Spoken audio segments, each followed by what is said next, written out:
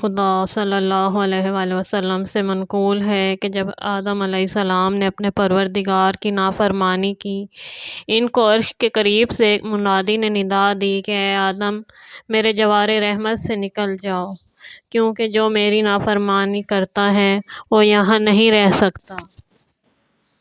یہ سن کر آدم علیہ السلام روئے اور ملائکہ بھی روئے۔ پھر خدا نے جبرائیل کو ان کے پاس بھیجا تو وہ ان کو زمین پر لائے۔ اس وقت حضرت آدم کا تمام جسم سیاہ ہو گیا۔ جب ملائکہ نے ان کا یہ حال دیکھا، فریاد و گریہ زاری کی، یہاں تک کہ ان کی آوازیں بلند ہوئیں اور سب نے درگاہ احدیت میں عرض کی، پالنے والے، تو نے ایک مخلوق پیدا کی، اس میں اپنی برگزیدہ روح داخل فرمائی اور فرشتوں کو اس کے سجدے کا حکم دیا، اور ایک گناہ کے سبب سے ان کے جسم کی سفیدی کو سیاہی سے بدل دیا۔ اس وقت آسمان سے منادی نے ندا دی کہ اے آدم، آج اس پالنے والے کے لیے روزہ رکھو۔ وہ چاند کی 13 تاریخ تھی۔ حضرت آدم علیہ السلام نے روزہ رکھا، سیاہی کا تہائی حصہ زائل ہو گیا۔ پھر 14ویں تاریخ کو یہی آواز آئی۔ پھر آدم نے روزہ رکھا تو وہ تہائی حصہ سیاہی کا برطرف ہو تو 2/3 حصہ سیاہی کا برطرف ہوا۔ 15ویں تاریخ کو پھر ندا آئی اور آدم علیہ السلام نے روزہ رکھا تو تمام بدن کی سیاہی دور ہو گئی۔ اس سبب سے ان تینوں دنوں کو ایام البیض کہتے ہیں۔ پھر منادی نے آسمان سے ندا کی کہ اے آدم، میں نے یہ 3 روزے تمہارے اور تمہاری اولاد کے لیے مقرر کیے۔ جو شخص ہر ماہ میں یہ 3 روزے رکھے گا، ایسا ہے کہ اس نے تمام عمر روزے رکھے۔ آدم زانوں پر سر رکھے ہوئے نہایت محزون و غمگین بیٹھے تھے۔ خدا نے جبرائیل علیہ السلام کو ان کے پاس بھیجا۔ انہوں نے اس رنج و عدوے کا سبب پوچھا۔ جواب دیا کہ ہمیشہ یوں ہی غمگین رہوں گا یہاں تک کہ موت آئے۔ جبرائیل نے کہا، میں خدا کا رسول ہوں۔ خدا نے بعد سلام کے فرمایا ہے۔ آدم نے کہا، حیاک اللہ کے معنی تو جانتا ہوں، یعنی خدا تم کو زندہ رکھے، لیکن بیاکا کے کیا معنی ہیں؟ یعنی تم کو خوش رکھے۔ آدم یہ سن کر سجدے میں جھک گئے، پھر سر آسمان کی طرف بلند کیا اور دعا کی، خداوندا، میرے حسن و جمال کو زیادہ کر۔ جب صبح ہوئی، ان کے چہرے پر نہایت سیاہ داڑھی نکلی ہوئی تھی۔ آدم نے اس پر ہاتھ پھیرا اور کہا، خداوندا، یہ کیا ہے؟ فرمایا کہ یہ داڑھی ہے جسے میں نے تمہاری اور تمہارے فرزندوں کی زینت قرار دی۔ امام محمد باقر علیہ السلام سے منقول ہے کہ بہشت میں آدم علیہ السلام و حوا کا قیام دنیا کی ساعتوں سے 7 گھڑی رہا، یہاں تک کہ درخت ممنوعہ سے کھایا تو خدا نے اسی روز ان کو زمین پر بھیج دیا۔ آدم علیہ السلام نے عرض کی، پروردگارا، قبل اس کے کہ تو مجھ کو خلق کرے، یہ گناہ اور جو کچھ مجھ پر آئندہ واقع ہوگا، کیا تو نے مقدر کر دیا تھا، یا اس بارے مجھ پر شقاوت غالب ہوئی جو مجھ سے صادر ہوا؟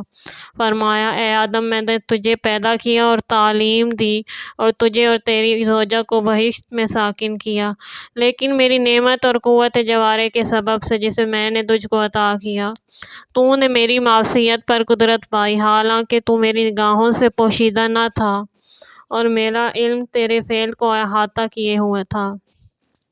آدم علیہ السلام نے کہا، پروردگارا، مجھ پر تیری حجت قائم ہے۔ حق تعالیٰ نے فرمایا کہ میں نے تجھے پیدا کیا، تیری صورت درست کی، فرشتوں کو تیرے سجدے کا حکم دیا اور تیرا نام اپنے آسمانوں پر بلند کیا اور تیری ابتدا بزرگی سے کی، تجھ کو اپنی بہشت میں ساکن کیا۔ یہ سب میں نے تجھ سے اپنی خوشنودی کے واسطے اور اس کے لیے کیا کہ ان نعمتوں کے ذریعے سے تیرا امتحان لوں، کیونکہ یہ سب نعمتیں تجھ کو بغیر کسی عمل کے میں نے عطا کی تھیں۔ آدم علیہ السلام نے کہا، خداوندا، خیر تیری طرف سے ہے اور شر میری طرف سے۔ حق تعالیٰ نے فرمایا، اے آدم، میں خداوند کریم ہوں، خیر کو شر سے پہلے پیدا کیا اور رحمت کو اپنے غضب سے قبل۔ اے آدم، کیا تجھ کو اس درخت سے منع نہیں کیا تھا اور نہیں کہا تھا شیطان تیرا اور تیری زوجہ کا دشمن ہے؟ اور کیا تم دونوں کو قبل اس کے کہ تم بہشت میں داخل ہو شیطان سے پرہیز کے لیے نہیں کہا تھا؟ اور کیا یہ نہیں بتا دیا کہ اس درخت سے کھاؤ گے تو اپنے نفس پر ظلم کرو گے اور میرے گناہ گار ہوں گے؟ اے آدم، ظالم و عاصی بہشت میں میرا ہمسایہ نہیں ہو سکتا۔ عرض کی اے پالنے والے، ہم پر تیری حجت تمام ہے، ہم نے اپنے نفسوں پر ظلم کیا اور نافرمانی کی۔ اگر تو ہم کو نہ بخشے گا اور ہم پر رحم نہ کرے گا تو ہم نقصان اٹھانے والوں میں سے ہوں گے۔ جب اپنے پروردگار سے انہوں نے اپنے گناہ کا اعتراف کیا کہ خدا کی حجت ان پر تمام ہے، تو خداوند رحمان و رحیم کی رحمت نے ان کو گھیر لیا اور ان کی توبہ قبول فرمائی۔ ارشاد کیا، اے آدم، تم اور تمہاری زوجہ نیچے زمین پر جاؤ، اگر اپنے عمل کی اصلاح کرو گے تمہاری اصلاح کروں گا، اگر میرے لیے کوئی کام کرو گے تم کو قوت دوں گا، اور اگر میری خوشنودی کا قصد کرو گے تو میں تمہاری خوشنودی میں عجلت کروں گا۔ اگر مجھ سے خائف رہو گے تو میں تم کو اپنے غضب سے بے خوف کروں گا۔ آدم و حوا یہ سن کر روئے اور عرض کی، خداوندا، ہماری مدد کر تاکہ ہم اپنی اصلاح کریں اور عمل کریں جو تیری خوشنودی کا سبب ہو۔ حق تعالیٰ نے فرمایا کہ جب کبھی تم سے بدی ہو جائے توبہ کر لیا کرو تاکہ میں تمہاری توبہ قبول کروں، اور میں بڑا توبہ قبول کرنے والا اور مہربان ہوں۔ آدم علیہ السلام نے کہا، خداوندا، اچھا تو ہم کو نیچے اپنی رحمت سے اپنے محبوب ترین قطع زمین پر پہنچا دے۔ خدا نے جبرائیل کو وحی فرمائی کہ ان کو بابرکت شہر مکہ کی طرف لے جاؤ۔ جبرائیل علیہ السلام نے آدم علیہ السلام کو کوہ صفا پر اور حوا کو کوہ مروہ پر اتارا۔ دونوں کھڑے ہوئے اور سر آسمان کی جانب کر کے گریہ وزاری میں مشغول تھے۔ خدا کی طرف سے ان کو آواز آئی، کیوں روتے ہو جبکہ میں تم سے راضی ہوں؟ کہ پالنے والے، ہم اپنے گناہ کے سبب سے روتے ہیں، اسی کے سبب سے ہم اپنے پروردگار کے جوار رحمت سے الگ ہوئے، ہم سے تسبیح و تقدیس ملائکہ مخفی ہوئی۔ ہمارے گناہ نے ہی ہم کو کھیتی باڑی اور آب و غذا کی مشقت میں ڈالا۔ ہم کو شدید وحشت ہو رہی ہے اس جدائی کے سبب سے جو ہمارے درمیان واقع ہوئی ہے۔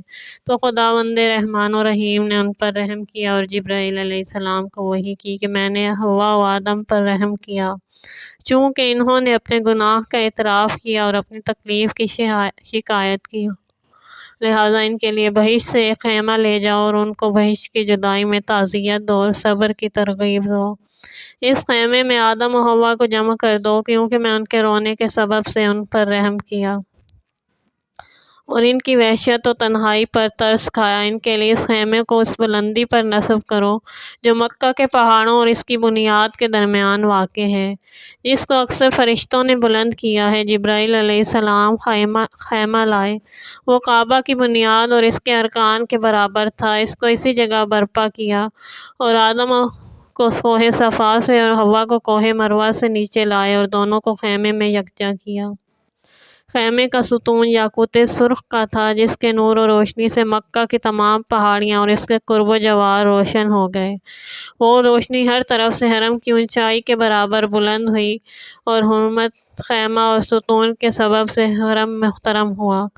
کیونکہ بہشت سے یہ لائے گئے تھے، اسی سبب سے حق تعالیٰ نے نیکیوں کو حرم میں زیادہ قرار دیا ہے اور اس کے نزدیک گناہوں کو بھی زیادہ سخت گردانا ہے۔ خیمے کی تنابوں کو اس کے گرد مسجد الحرام کے برابر کھینچا۔ دوسری روایت میں ہے، خدا نے جبرائیل علیہ السلام کو وحی کی کہ 70,000 فرشتوں کو زمین پر لے جائیں جو سرکشان جن سے خیمہ کی حفاظت کریں اور آدم و حوا کے مونس ہوں اور خیمہ کی تعظیم کے لیے اس کے گرد طواف کریں۔ ملائکہ نازل ہوئے اور خیمے کے نزدیک قیام کیا اور سرکش و مغرور و شیاطین سے اس کی حفاظت میں مشغول ہوئے، اور خیمہ اور کعبہ کے گرد ہر شب و روز طواف کرتے رہے، جس طرح کہ آسمان پر بیت المعمور کے گرد طواف کرتے تھے۔ ارکان کعبہ زمین پر بیت المعمور کے برابر ہیں جو آسمان پر ہے۔ اس کے بعد حق تعالیٰ نے جبرائیل کو وحی کی کہ آدم و حوا کے پاس جا کر ان کو میرے گھر کی بنیادوں سے دور کر دو، کیونکہ میں چاہتا ہوں کہ فرشتوں کے ایک گروہ کو زمین پر بھیجوں جو میرے گھر کی بنیادوں کو ملائکہ اور اولاد آدم میں سے میری تمام مخلوق کے لیے بلند کریں۔ جبرائیل نازل ہوئے، آدم و حوا کو خیمے سے باہر لائے اور خانہ کعبہ سے دور آدم کو صفا پر اور حوا کو مروہ پر پہنچا دیا اور خیمے کو آسمان پر لے گئے۔ آدم و حوا علیہ السلام نے کہا، اے جبرائیل، کیا خدا کے غضب کے سبب سے تم نے ہم کو اس مکان سے علیحدہ کیا اور ہم میں جدائی ڈالی، یا خدا کی خوشنودی کے باعث ہمارے لیے ایسی مصلحت سمجھی گئی؟ جبرائیل نے کہا، غضب اور غصے کے سبب سے نہیں ہے، لیکن خدا جو کچھ کرتا ہے اس کی بارگاہ میں کسی کو سوال کرنے کا حق نہیں۔ اے آدم، خدا نے جن 70,000 فرشتوں کو زمین پر بھیجا کہ تمہارے مونس ہوں، انہوں نے خدا سے سوال کیا کہ خیمے کے بجائے ان کے لیے بیت المعمور کے مقابل ایک مکان کی تعمیر فرمائے جس کے گرد طواف کریں، جس طرح کہ آسمان پر بیت المعمور کے گرد طواف کرتے تھے۔ پس خدا نے مجھ پر وحی کی کہ تم کو اور حوا کو اس جگہ سے دور کر دوں اور خیمے کو آسمان پر لے جاؤں۔ آدم علیہ السلام نے کہا، میں تقدیر خدا اور اس کے حکم پر جو ہمارے حق میں جاری ہوا ہے راضی ہوں۔ لہٰذا آدم صفا پر اور حوا مروہ پر رہتے تھے، یہاں تک کہ آدم کو حوا کی مفارقت سے وحشت اور بے حد تکلیف ہوئی تو کوہ صفا سے نیچے آئے اور کوہ مروہ کی طرف شوق میں متوجہ ہوئے کہ حوا کو سلام کریں۔ اس وادی میں پہنچے جو صفا و مروہ کے درمیان تھی، جہاں نشیب تھا۔ آدم علیہ السلام کوہ صفا سے حوا کو دیکھتے تھے۔ وادی میں پہنچے تو نظروں سے کوہ مروہ پوشیدہ ہو گیا اور حوا بھی چھپ گئیں، تو آدم اس وادی میں اس خیال سے ڈرے کہ شاید راہ بھول گئے ہیں، وادی سے اوپر آئے، مروہ پر پہنچے تو دوڑنا ترک کیا، اوپر چڑھ کر حوا کو سلام کیا، پھر دونوں کعبہ کی طرف دیکھنے لگے کہ شاید اس کی بنیادیں بلند ہوں، پھر خدا سے دعا کی کہ ان کو اپنے مکان محترم میں واپس کر دے۔